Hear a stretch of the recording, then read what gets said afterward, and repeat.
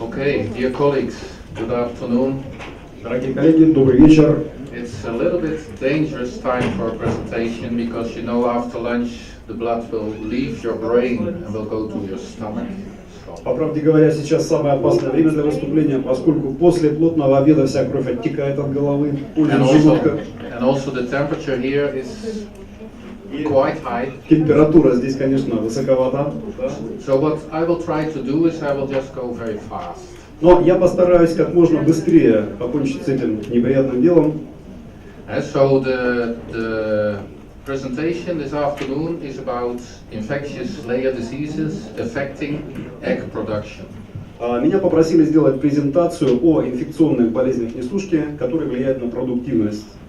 And you know, one of the advantages when you are working in layer production as a veterinarian is that you get quite some information from the birds.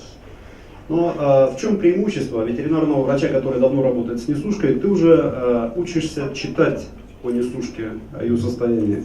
So normally all the eggs are counted, feed intake is measured, water intake is measured.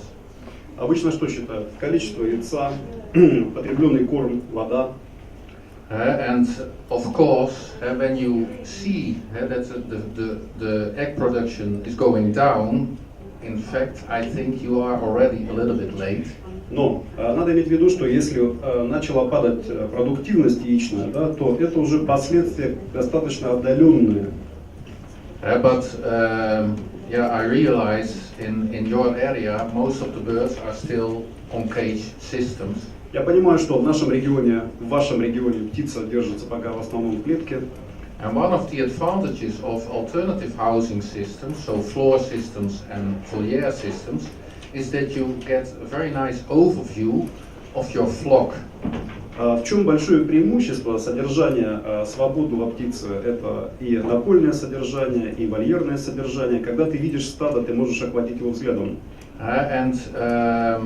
It is not always easy to say exactly what you see on birds, but as a poultry veterinarian working a little bit longer in the field, you recognize a bird that is not well. Но в чем преимущество ветврача, который давно работает с этой птицей? Ты уже можешь с первого взгляда определить, что вот с этой особью что-то не так. Sometimes it is just the behavior of the bird. Иногда это просто поведение. Sometimes it's the feathering, the size of the cam, the color of the cam. Цвет и размер гребня. In cages that is more difficult. И в клетке гораздо сложнее окинуть взглядом птицу и увидеть, что она из себя представляет. Sometimes you find lethargic birds or cachectic birds. Иногда бывает недокормленная птица, да, летаргическая. Anemic birds, обескровленная, да, то есть мы видим бледный гребень. Just a non-uniform flock. Или это просто неоднородное стадо, что тоже может кое о чем говорить. And you know, when there's mortality, it is always a veterinary problem. Но вы же знаете, да, что если отход, то всегда винят ветврача в этом. For me, the first question always is it a disease or is it a disturbance?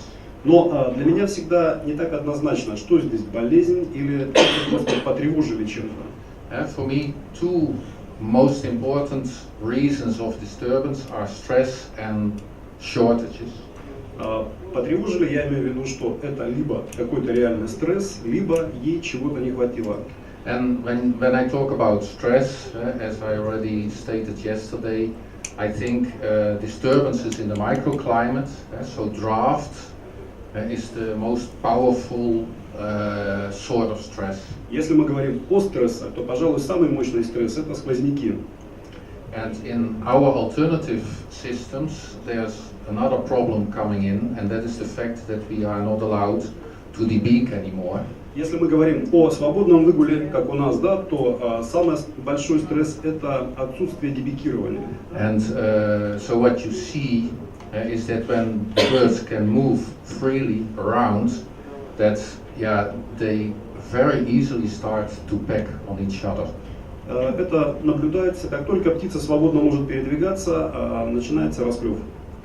So what we do, and that's exactly the same what you do when your birds are a little bit more flighty. We go down in light intensity and we change the light color. We go to the red light. Что мы делаем в данном случае? Мы немножко приглушаем свет, так же как и в клеточном содержании, да, и стараемся использовать красное освещение, красного цвета. And of course, you know, there are much more other reasons of stress. You have the transfer from rearing to production. Ну, есть и другие, конечно, причины стресса. Это перевод с выращивания на The start of production itself is a начало lot of stress. продуктивности само по себе сильный стресс. Vaccinations. Все вакцинации. And also, changes in feed. Переход на другой корм.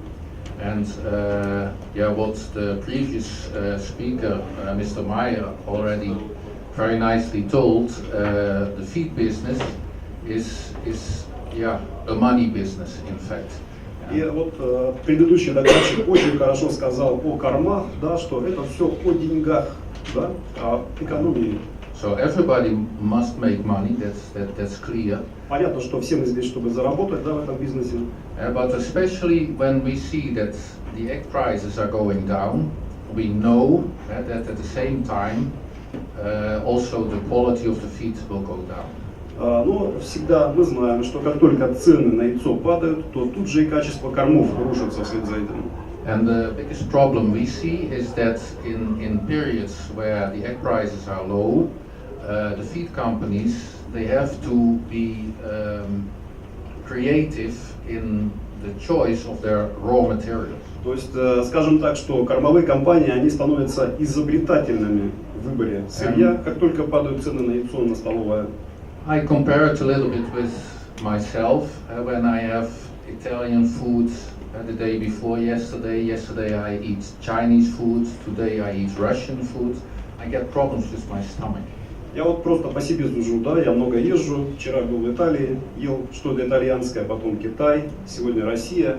И я всегда чувствую, что мне уже становится не очень хорошо с желудком. And exactly the same happens with the birds. When there are too many changes in the raw materials, the differences are so big. The energy level is more or less the same. The protein level is the same, but the raw materials are so different that the birds suffer from it. Но надо понимать, что даже если уровень энергии остался прежним, даже если уровень протеина остался прежним, но вы меняете сырье, это стресс, это страдание для несушки. On the other hand, when you listen to the presentation of Mr. Meyer, it is very nice to know a little bit more about the process and the principle, especially of making mesh feed and how complicated, how difficult that is. Но вот для меня самого стало открытием вот презентация предыдущего лектора, который рассказывал о кормопроизводстве, да, о технологии. То есть это не такой простой процесс на самом деле. And even when they make a very nice feed, when you don't have the right type of silo, it is already not the very nice feed anymore when it comes to the birds. И вот Сергей Александрович сегодня очень хороший пример приводил, Малускин, да, что даже если вы приготовили хороший корм, а силоса вот немножко они не такие, уже происходит дезинтеграция, опять расслоение, то есть все впустую было сделано, все эти точности смешивания. So a lot of times, you think there is something wrong with the feed. You want to blame the feed, but there are a lot of things that can happen on the farm, influencing the quality of the feed. То есть надо понимать, что и на самой ферме находится очень много факторов влияния, да, которые могут и на при хороших кормах повлиять на птицу. And also, what you have to do yourself, and I think my colleague Pavel Kolnik explained very nice. The birds have to eat what you feed them, and so the system of empty feeders is a very important thing. И вот вчера Павел в своей презентации упомянул, что мы должны заставлять птицу съедать то, что ей раздали. Да? То есть мы должны вот эту технику пустой кормушки применять, чтобы она выедала премикс, чтобы она выедала самую ценную часть рациона. And so finally, my point is that it's in fact all about management. Но просто мой опыт показывает, что большая часть вот этих вещей, она связана с менеджментом, с содержанием птицы. When you talk about disease affecting production, what is production and what is affected? Если мы разберем тему этой презентации, болезни, влияющие на продуктивность, да, то тут надо понимать, что такое болезнь и что такое влияние на продуктивность. When the time of first egg is affected, when it is later than you expect, or maybe earlier than you expect. Какое может быть влияние? Первое яйцо, оно может быть снесено позже под влиянием какой-то болезни. It's very much depending on the rearing and the body weight end of rearing. То есть здесь опять же тесная связь с выращиванием и с живой массой в конце выращивания. A lot of times rearing birds are transferred on age and also stimulated on age and not on body weight. Я очень часто вижу, что птицу и стимулируют, и переводят в какой-то конкретный возраст, да, то есть не по живой массе, как это должно быть, а именно по возрасту. But in fact, body weight is much more of influence for the first egg than the age. Но на самом деле зрелость птицы, она оценивается именно живой массой, да, то есть вот здесь мы должны танцевать именно от этого показателя, а не от возраста птицы. And I think you know that when you are using a slow step down program in rearing, that you will get eggs later. Ну и как вчера Павел тоже упоминал, есть 3 типа программы освещения принципиально, и если вы более постепенно, более растянуто сокращаете освещенность, то, соответственно, у вас птица позже даст первое яйцо. And one of the points that was also discussed in the round table yesterday afternoon is that the inactivated vaccines, the injection of inactivated vaccines end of rearing, can also have a big influence on the start of production. И вчера был круглый стол, и тоже вот я хотел бы упомянуть эту тему, да, что инактивированные вакцины в конце выращивания, они также могут значительно повлиять на начало продуктивности. When you look at the practical point of view, of course it's nice to combine. When you transfer the birds, you have to catch them, and that is a nice time also to inject them because you already catched them. Конечно, с точки зрения здравого смысла лучше объединить, проще объединить 2 вот эти процедуры, перевод птицы и инъекция, да, одновременно. But especially when you want to inject bacterial vaccines, inactivated bacterial vaccines, and especially Haemophilus, I think that is not the right timing. Но если вы вакцинируете, например, инактивированный гемофилус, то это не то время, когда его нужно делать. You have the stress of transfer at the same time, and they are developing, they want to start producing, and at that time they simply only have to do one thing, and that is eat. And when they don't feel well, they stop eating or eat less, and then you will postpone your time of first egg. Надо понимать, что это очень травматичная вакцина, которая вызывает определенную поствакцинальную реакцию. А тут как раз совпадает с началом продуктивности. Начало продуктивности птица должна есть еще более интенсивно, а вот за счет этой поствакцинальной реакции она прекращает есть. Modern layers, they are bred to produce, bred to lay. И сегодня современная несушка, она выведена для того, чтобы она постоянно давала яйцо. So when they have the right body weight and you stimulate them with light, then they will start to produce. Птица начинает нестись автоматически, как только она достигла определенной живой массы и была простимулирована светом. So in my point of view, when the peak of production is not what you expect, the only reason for that is that you have a poor uniformity end of rear. И чаще всего, если вы не достигаете пика, да, или пик на стадии низкий, значит стадо было неоднородное. Because what happens is when you have a big difference in body weight, you will have a difference in start of production. So your peak will not be very high, but will be a little bit more flat. То есть, если стадо неоднородное, птица по-разному реагирует на стимул. Да? Какая-то реагирует сразу же занеслась, какой-то еще слишком рано. Поэтому неоднородное стадо, поэтому низкий пик продуктивности. Persistency of lay, that is a very important trait for us and also for you. When you can keep the birds longer without molting. That is commercially, that's a very important trait. Устойчивость кладки, да, устойчивость пика – это один из самых важных финансовых показателей, да, как долго вы сможете получать максимальную продуктивность. But at the same time, this is also the most difficult part to reach.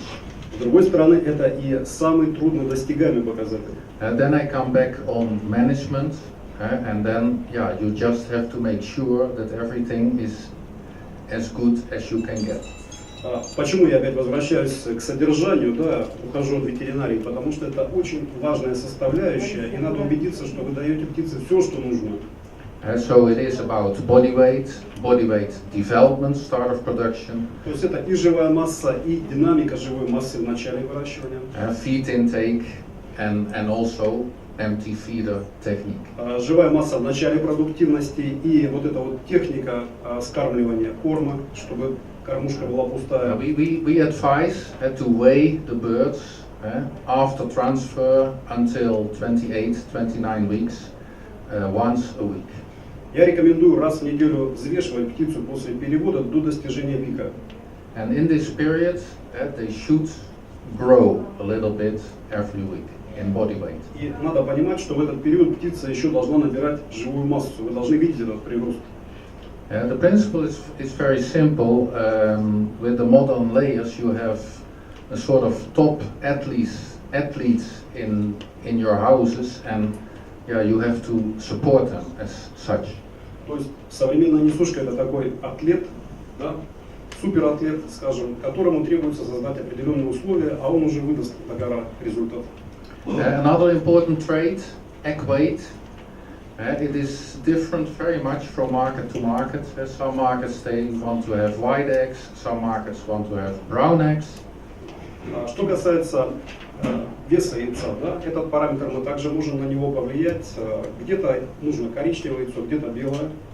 And sometimes they want small eggs, sometimes they want big eggs. Где-то предпочитают продавать поштучно помельче яйцо или среднее, где-то крупное, где идет переработка. What we try to do with our birds is that they reach their egg weight as soon as possible, and that they keep it more or less on the same level during the whole production, so that they don't increase too much anymore in egg weight. Наши генетики заложили в несушку такую особенность, что она как можно раньше достигает коммерчески нужного веса яйца и как можно дольше держит его, не наращивая. And sometimes this can give very strange problems. I will give an example. It's a country in Sweden, the decalb white has almost 80% of the market. Ну, вот интересный пример. Я недавно был в Швеции. Декалб белый, там наш кросс, ему принадлежит где-то 80% рынка. And the problem in the market was that because it has a very flat egg weight curve, there was a shortage of big eggs. So you can understand what happened, the price of the bigger eggs. И за счет того, что декалб также обладает плоской вот этой кривой веса яйца, то есть он быстро выходит на нужный вес и долго его держит, на рынке был недостаток именно крупного яйца, большого. And then suddenly all customers they want to increase egg weight. Цена на такое яйцо подскочила на отборку, и тут же клиенты стали обращаться, что нам нужно как-то подрегулировать вес яйца, да, достичь как-то более крупного. And then you have a problem in fact, because the egg weight you can influence in two ways. Но подрегулировать вес яйца можно двумя способами. You can say we are postponing the start of production. То есть это можно было сделать, отложив So начало postponing продуктивности. the age of first egg. То есть отложить начало снесения первого яйца. And then they will start with bigger eggs, but you will lose some of the early. Тогда птица начинает сразу же нести более крупное яйцо, но вы теряете в количестве яйца в данном случае. And you can influence the egg size by nutrition. Но можно повлиять на размер яйца и кормление. But the strange thing is that you can only do that at a specific age, somewhere between 17 and 28-29 weeks. And then it stops. Сделать это можно только в период с 17 по 28-29 неделю, потом все. So after 28 weeks, the influence of the feed on egg size is very low. С 28 недели уже практически невозможно повлиять на размер яйца. And when you look at eggshell quality and second grade eggs, then you are talking about calcium and calcium phosphor and vitamin D3. Если мы говорим о прочности скорлупы, да, то как правило, тут же возникает разговор о кальции, фосфоре и витамине D3. So two things are most important. The calcium particle size, already mentioned by Pavel. Об этом уже говорил Павел Кольник, да, имеет значение размер частиц источника кальция. И опять же надо заставлять птицу выедать кормушку полностью. When you look at the total number of eggs per hen housed, of course, the age of first egg is important. Если мы говорим о количестве яйца на начальную несушку, то важно это время снесения первого яйца, устойчивость кладки and mortality, and especially early mortality. И особенно отход в начале кладки. Principle is very simple. When a bird is dead, it cannot produce any eggs. Почему? Потому что мы считаем на начальную несушку, да, мы ее посчитали, а она отошла, вот тебе, пожалуйста, и потеря продуктивности.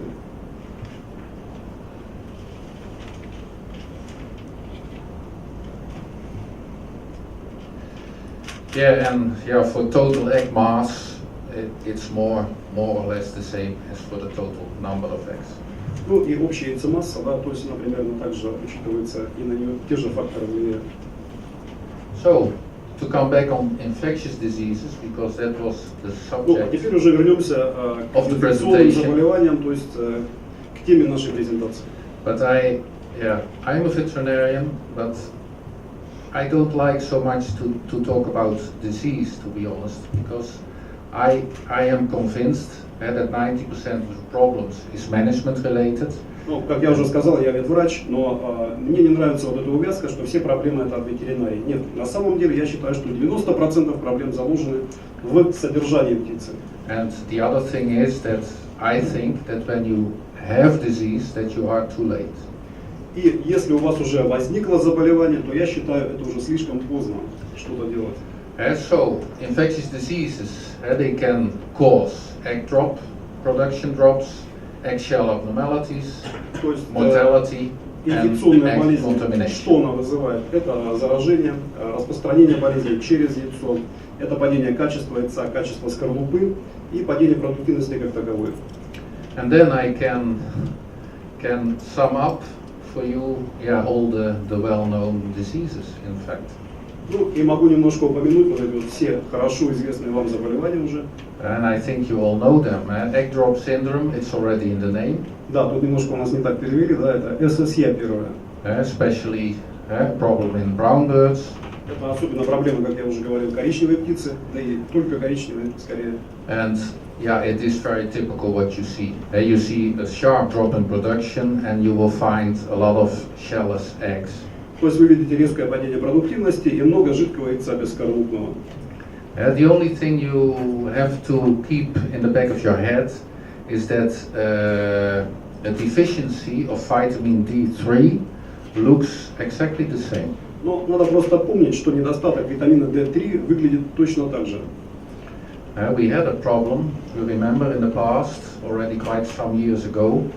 There was a very sharp drop in production on different farms, and the drop was from 95-96% back to between 5 and 10%, so it was really dramatic. На одном предприятии у клиента мы видели такую проблему, когда продуктивность упала с 96% до 5%. So of course, because it was on different farms, and they used different feed suppliers, it was not possible that it was a feed problem. Ну, поскольку все же уверены, что с кормами тут проблемы быть никакой не может, это понятно, так не бывает.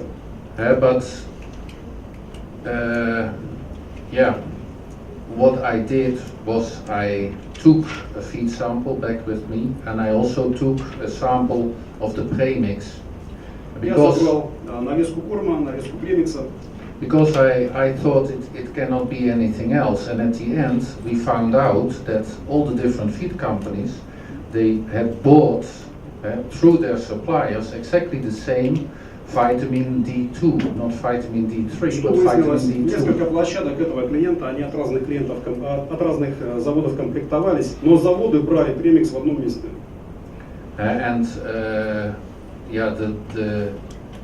The concentration of vitamin D3 in the premix was more or less zero.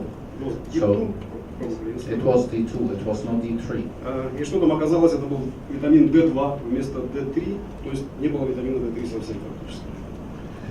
So when you talk about avian encephalomyelitis, it can give a small drop in production on itself without any other clinical signs. Энцефаломиелит может иногда отражаться именно легким падением продуктивности, при этом никакой другой симптоматики может не быть. The same is for Mycoplasma calisepticum. То же самое микоплазма галисептикум может давать. Of course, you can get much more clinical signs. You have some resistance in the flock. Sometimes the only thing you see is a drop in production. Может быть и много разных симптомов, но если стадо хорошее, если стадо крепкое, да, то мы можем увидеть просто небольшое падение продуктивности. And with Mycoplasma synovia, it is not the drop in production that can cause problems, but it is more the change of the quality of the eggshell. Если мы говорим о синовии, то, как правило, это не падение продуктивности, а снижение качества скорлупы.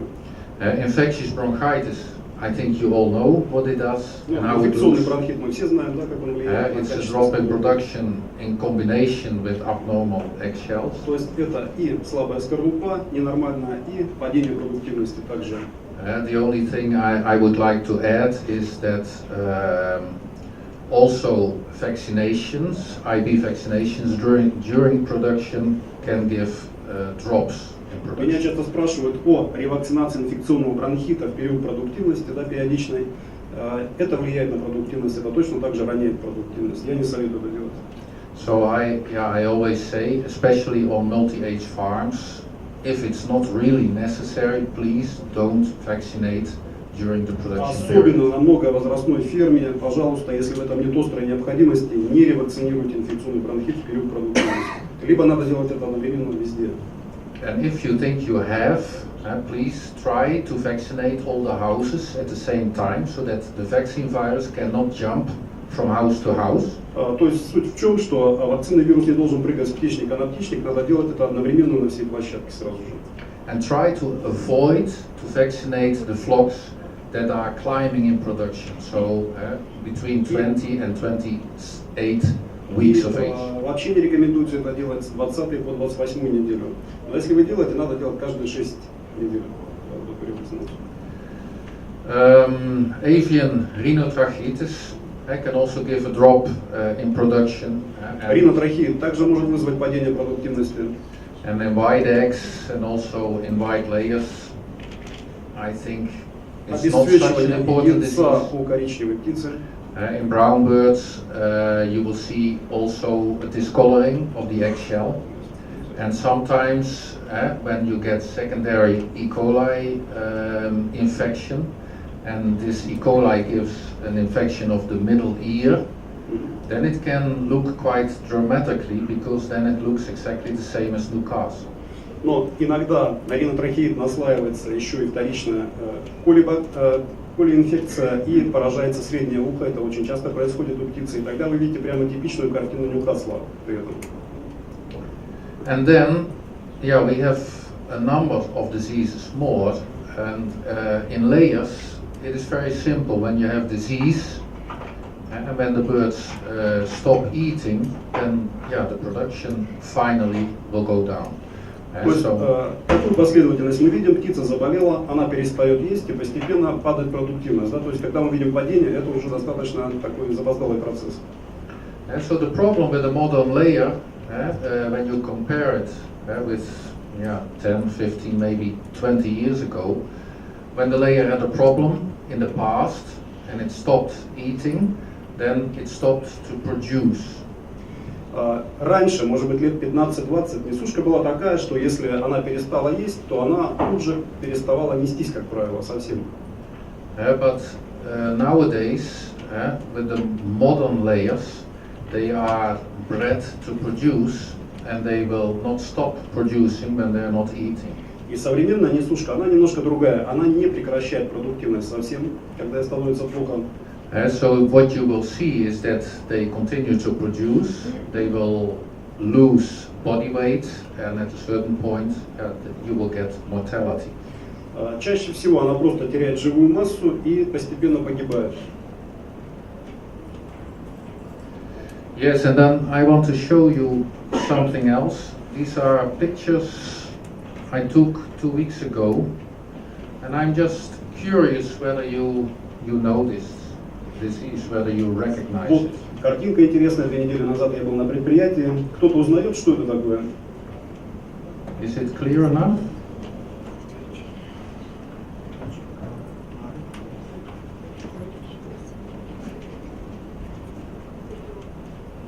Ну что? Есть какие-то предположения? You recognize it? Что?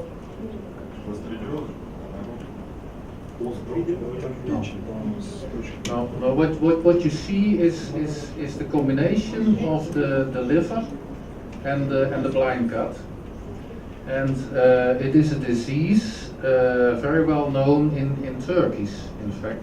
Это, смотрите, это слепая кишка, да, и печень. Вот это заболевание, оно хорошо известно у индейки.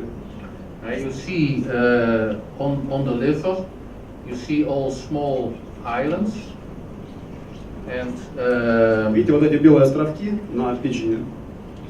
and the blind gut, the gut wall is very thick, Видите, утолщение стенки слепой кишки and it has fibrin inside. и содержит фибрин, слепая кишка. I'm showing you this because I haven't seen it on cage birds, but we see it more and more in layers, both brown and white layers. Раньше такого не было на клеточной птице, но сегодня мы все чаще видим вот эту картину на белой и коричневой несушке. And not only in birds that are going outdoors in the free range, but also birds living inside. То есть, да, не только на свободно выгульной птице уже теперь, а и на клеточной.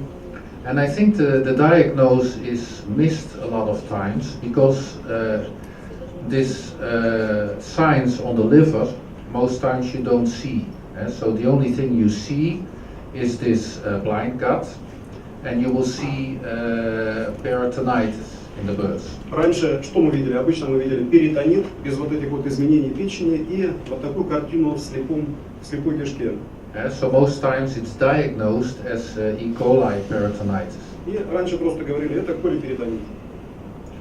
In turkeys, it is a very dangerous disease because in our area and since 1.5 years also in United States and Canada, there is no treatment anymore.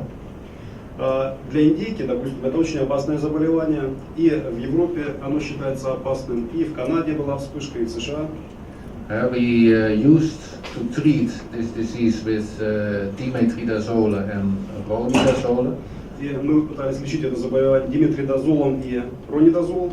But these products, they are on a special list of the OEA, and that the reason is that they give on the long term, they give cancer to humans, so they are not allowed to use in the food, so in animals that are producing food anymore.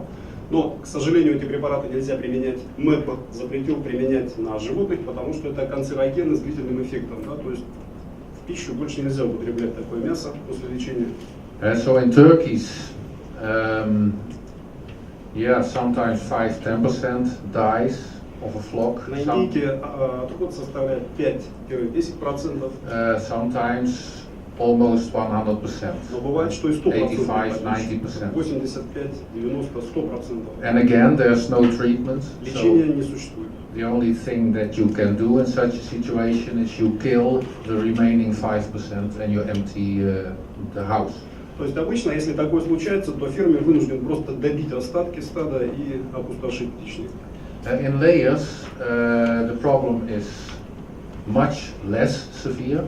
Но на несушке эта болезнь проявляется гораздо мягче. it is very strange to see that it starts when the layers start to produce. Обычно это случается в начале продуктивности. So it is related again to that special stress moment. То есть, опять же, триггером является спусковым крючком, это именно стресс начала продуктивности. And then the mortality is around 1% a week, so not so very high. И отход может быть не такой страшный, 1% в неделю примерно. And the mortality disappears, depends a little bit, but around 30 weeks of age. И обычно эти проявления исчезают где-то на 30-й неделе возраста. But you can imagine, these are expensive birds, young birds, all the money is in, the money of the chicken, all the feed during the rearing. Но молотка это дорогая птица, да, мы в нее вложили деньги на выращивание, она пока нам еще ничего не отдала. And at the end, you have early mortality that is 5-6% higher than in a normal flock. Ну, то есть получается на таком стадии где-то отход будет на 5-6% больше, чем в норме. But what's the name of this disease? I didn't tell? No. Oh. It is blackhead. Blackhead? Blackhead is stomoniasis. Истомониаз, черная голова. They don't know. I've never heard about this disease. It used to be transferred by the small roundworm, the Heterarchis. But Раньше она передавалась маленькими паразитами, червями. Nowadays we think that it comes into the houses via snails and rainworms. Но я думаю, что сегодня вот мы приходим к выводу, что она скорее переносится улитками и дождевыми червями. And the spread in the house, and that is a nice thing for you, Jaroslav, for the translation. Yeah. The spreading, we say it is through cloacal drinking. What? Yeah, cloacal drinking. Cloacal drinking? Yes.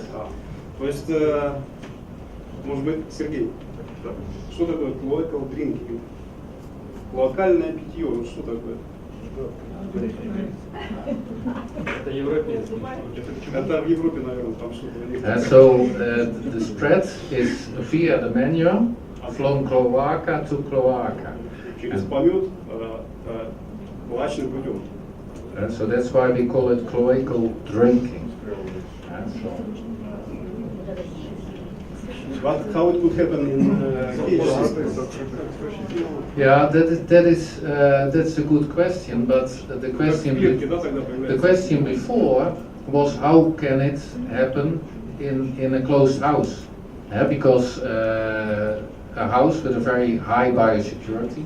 То есть, понятно, на свободном выгуле ясно, да, там идет контакт со всем с этим добром. А я спрашиваю, а как в закрытых птичниках, в клетке это происходит? So we are still looking at what exactly is the way of transfer. How does it come into the house, and how does it spread? It is also very strange that sometimes it does not spread at all.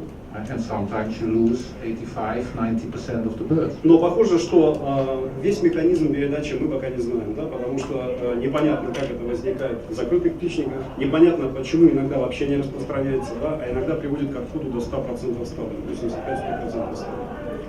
And so there is no treatment. Лечения тоже нету, да. That is quite a problem for veterinarians because we don't like that if we have a disease and we cannot treat. Но ветеринары не любят, естественно, если появляется болезнь, которую нельзя лечить. And the problem, one other problem is, in the laboratory, it is possible to produce a vaccine against Histamoniasis. It is possible. It is possible. Да, есть возможность сделать вакцину. On small scale, it's possible, but there is no pharmaceutical company that wants to start because commercially, it is a complicated process. You can compare it a little bit with the production of coccidiosis vaccine. Сделать можно такую вакцину, да, но фармацевтические компании пока за это не берутся, поскольку процесс достаточно сложный. Это примерно как изготовление кокцидиозной вакцины. But worldwide, the number of turkeys is just too low to make it commercially interesting. То есть для индейки, например, вообще не имело смысла это делать, потому что в мировом масштабе индейки очень мало, чтобы такие деньги вкладывать в разработку вакцины. But it's good to hear that you don't know it. Ну и слава Богу, что у вас пока that's нет very этой good. проблемы, да, это так вам для общего развития, скажем. I hope you will never И я надеюсь, что она так и не дойдет до вас. Это в России, да. На родителях такое встречается, очень часто встречается. Sometimes they see it in breeders. In breeders you see it? Бролер. На бройлерных родителях. But that's also floor system, I think, or not? Это ж напольники, да? Yeah. It's in broiler breeders. It's already longer. It's already Да, на longer. бройлерных родителях это известна проблема уже достаточно долго. Но на несушке не было. Okay, so that was what I wanted to Ну, tell это, you. так сказать, вкратце. И я Thank you надеюсь, very much for your attention. So maybe we ask for Not questions. so many. Может быть, sleepers. вопросы That's какие-то good to кто-то see. задаст. And if you have questions, Да, please. пожалуйста, по теме, если есть вопросы. Ну вот случай витаминоза был, кроме падежа, какие еще бывают? Снижение продуктивности. You mentioned the drop of production due to the deficiency of vitamin D. Yes, what else you have seen in this book? Nothing at all. Ничего больше. Только продуктивность упала. Only production drop. Yes, you would expect to find problems with the legs, but with vitamin D, when it's out 100%, the eggs are gone, and that means that they are also not able to take the calcium phosphor out of the legs. Да, если So бы это, there were no clinical если бы это signs. происходило постепенно, да, может быть, мы бы увидели клеточное истощение, что птица начинает падать за счет того, что она использует кальций из костей трубчатых. Но в данном случае, поскольку совершенно резко, быстро исключили полностью витамин D, она просто перестала нестись, а значит кальций она перестала расходовать на яйцо. Падежа не было. Падежа не было. And mortality? No mortality. Нет, падежа не было. No, that was also the reason why the veterinarian said, yeah, it must be EDS, because it was a little bit too much, because normally with EDS you drop until 55, 60%, and this was, yeah, really from 95 back to between 5 and 10%. То есть врачи сначала, конечно, ССЯ заподозрили, да, но падеж продуктивности падения было достаточно высокое, не специфическое такое, потому что при ССЯ обычно до 55-60% падает, а тут до 5 сразу же, с 96. I've seen it 2 times. One time was in Russia, Я видел такое дважды, один раз в России, and one time there was a very typical case because it was a problem with one feed supplier, and they find it out themselves in Holland. in Holland. Другой случай был в Голландии, когда сам поставщик кормов вдруг обнаружил, что они забыли ввести витамин D. And they communicated it with all their customers. И они быстренько оповестили всех своих клиентов. Yeah, we just put it in the drinking water. Тогда витамин D был добавлен с питьевой водой, чтобы And компенсировать then недостаток. yeah, we could overcome the problem. То есть таким образом проблема была решена. But 1 week later, we had a group of visitors with our company, with Hendrix Genetics in Boxmeer. И где-то примерно через неделю к нам в Boxmeer в Hendrix Genetics, нашу штаб-квартиру, приехала группа клиентов. And our head of the genetic department, Frans van Zandbeek, he took the visitors to one of our research farms. И наш главный генетик, он повез этих посетителей на одну из наших исследовательских фирм. And he came into the house with a visitor, and there were almost no eggs. И он с группой посетителей заходит в птичник, и по закону подлости там ни одного яйца почему-то. So he was not so happy because normally we say our birds produce a lot of eggs. Ну, а мы же обычно приводим людей показать, как хорошо птицы несутся. Yeah, but the problem was we had feed from the same feed company, but we did not buy it in bulk, but we had it, because it was a test farm, we had it in 25 kilogram Что bags. произошло? Этот производитель, он оповестил своих крупных покупателей, а поскольку у нас испытательная ферма небольшая, мы брали 25-килограммовыми мешками, и он нас не оповестил об этом. So they just forgot to call us. Да, забыли нам позвонить, и мы вот так увидели сами. But it looked exactly the same. Ну, точно такая же картина была, просто стремительное падение продуктивности. Сколько продолжительность падения с 95 до 5? But how fast production drops from 96, for instance, to 5? Yeah, it was a panic reaction. I remember that, and I had to fly fast. So I think it is within a few days that it happened. Меньше недели, то есть падение происходит достаточно быстро. But then, when you add, it starts again on the same level, or how it starts? Yes. Happily, the birds more or less recover 100%. Но, к счастью, да, птица выходит назад практически полностью на ту же самую продуктивность, если добавить витамин D. Встречается ли кокцидиоз в его практике? Do you see coccidiosis in cages in your practice? Sometimes, and almost always at the same farm. Да, чаще всего это происходит, бывает, да, и чаще всего на одних и тех же фермах.